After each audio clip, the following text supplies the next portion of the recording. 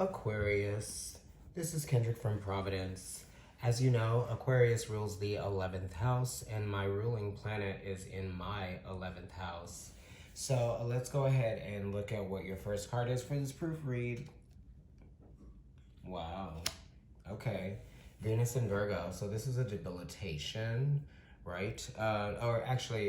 Venus is in its fall when it is in Virgo. And Venus is trying to experience pleasure in a very simplistic way, easy. And it kind of, Venus definitely wants to kind of like go along, be objective, and kind of like have things be a certain way. And Virgo is saying, no, things don't have to be a certain way all the time. You can change things up. This is also talking about feeling detached from others, right? Because of your goals, right? This is goal-oriented things. This is, being very concerned with the pleasure that money brings. Maybe you're overly concerned with, material items, right?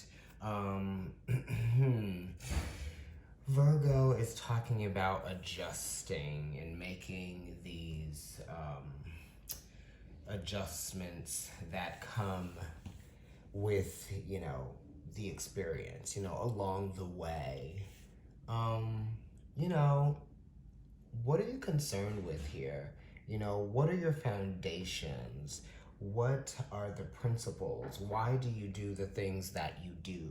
Why are you the way that you are? And what is, the point behind all of the things that you do anyway? It's to make sure that you are benefiting from the choices that you are making, and benefiting from the goals, because if your goals are not meant to elevate your life, we have to bring some meaning behind the goals, right? So this is kind of like bigger goals, right? Not getting comfortable with the way that things have turned out, because they can even get better. So it's kind of like, if you're experiencing some kind of improvement, then this is saying that can even get better. Don't get too comfortable there either. Always try to take it a step further. Always try to,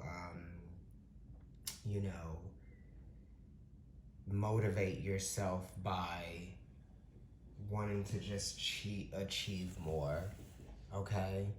And sometimes in order to achieve more, you have to go on your own path, right? And sometimes you might have to,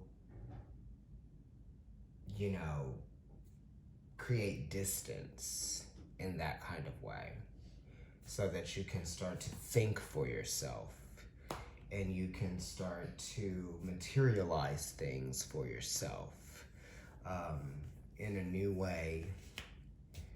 This is talking about change in your habits, and what is important to you has probably changed. And when, when your principles change, it's almost kind of like the people around you change with them, or vice versa, right? You change. So people might be feeling like you've changed, or you might be feeling like you've changed for the better, right? You've learned something, and you've learned something meaningful, and it's something that you've learned that's meaningful that you can take with you along the way now. It's different. It's not something that you knew before, which is why you had to go through this experience of Venus being in its fall in Virgo, right? It's kind of like a situation might be changing, and it may not be ideal for the goals that someone has, you might have, right? maybe you don't share the same ideals, or maybe you don't share the same principles. Okay? You could be dealing with a Virgo, you could be dealing with a Taurus, you could be dealing with a Libra, you could be dealing with a Sagittarius or Cancer. So, wow. Virgo, another 9. Look at that, Aquarius. The Hermit is Virgo, and that is number 9. So you have double Virgo here, 2 Virgo cards. And Virgo is talking about, analyzing, critiquing, looking at the details, right? Pointing out things, the pure fact of the matter, the data, what I am understanding and what I have learned has brought me to this conclusion. Or it's almost kind of like I can almost like project. I can come up with a good theory here, right? I'm guessing, but this is a strong, guess. It's not necessarily like a hunch. It's just something that that you kind of are realizing. It's a epiphany that you might be having right in the moment, and it's interesting because for some of you it's like, wow, I'm learning this, or I'm discovering this. This is being uncovered for me, and it's making me realize and learn something in this very moment. It's 11 o'clock on the dot. But yeah, these 9s are talking about a change of direction. And the 5 of Pentacles is something that felt like it was set, or maybe had weight and matter, is challenging you to think differently, or to adjust your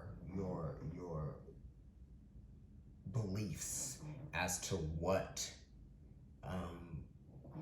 you had, right? You may not have the same thing that you had before. And that's why these 9s are talking about adjustments that are happening. Changes, mutability, okay? Adaptations, newly founded adaptations, okay? And Mercury doesn't really like being in Taurus, because Taurus wants Mercury to not be moving around so much. Taurus wants Mercury to just kind of like not feel so free, or not feel so objective, right? So you're not feeling the freedom within some situation, or maybe you're not able to be objective. This is conflict with your finances, or conflict with money, or some sort of like, it's almost kind of like figuring out where you can go, or figuring out what you can do, because this energy of Taurus wants things to be a certain way, and Mercury doesn't want things to necessarily be a certain way. So there's a conflict there. So now there has to be something that changes, that allows this 5 to begin to move again. And that's why the Hermit is here, and the 9 of Pentacles is here, because those are both mutable, and they are ruled by Mercury. And then Venus is here as well, bringing some support to the Taurus energy there, and this is related to the Venus retrograde in Gemini.